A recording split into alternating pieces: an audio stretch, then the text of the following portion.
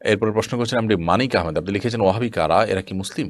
অনলাইনে দেখলাম এক বক্তা সুন্নি তরিকায় যোগ দিলেন কালিমা পড়ে নতুনভাবে মুসলিম হয়ে, এ বিষয়ে যদি কিছু বলতেন। খুবই দুঃখজনক একটি ব্যাপার।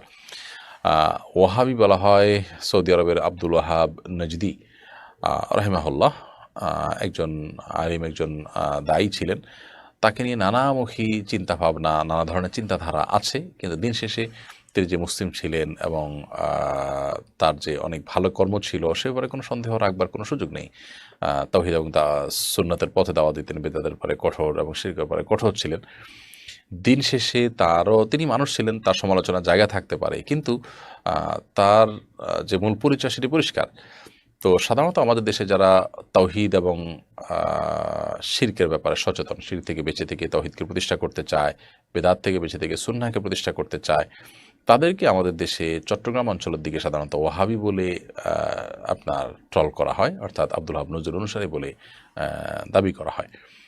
ওয়াহাব আল্লাহ তাআলার গুণবাচক নাম। ওয়াহাবি হওয়া মানে আল্লাহওয়ালা হওয়া, সে অর্থেও হয়, যদিও সে অর্থে বলা হয় না। তো যাই হোক, কেউ আপনার ওহাবি হলে তিনি অমুসলিম এমনটি মনে করার কারণ নেই। আর যারা নিজেদেরকে সুন্নি দাবি করছেন, মানে ওহাবির বিপরীতটা দাবি করছেন, তারা নিজেদেরকে মনে করছেন যে তারা কোরআন হাদিসের অনুসারী, তারা সুন্নাহর অনুসরণ করছেন। এই ভাইদের মধ্যে যেরকম ভুল ত্রুটি আছে, ত্রুটিটা কোনো পর্যায়ে ঈমান চলে যাওয়ার মতো পর্যায়ে হয়ে যেতে পারে যদি শিরক হয়ে যায়। বাকি সবাই তো সে পর্যায়ে না। নিশ্চয়ই অনেকে আছেন যারা আসলে শিরকের পর্যায়ে যান নাই, তারা আমাদের মুসলিম ভাই। সো এখানে কালিমা পড়ে ইসলাম গ্রহণ করার ইস্যু আসলে নেই, বা এটা প্রযোজ্য হয় না। এখানে যদি এরকম কিছু হয়ে থাকে সেটা দুর্ভাগ্য ছাড়া আর কিছুই নয়, এটা বাড়াবাড়ি ছাড়া আর কিছুই নয়।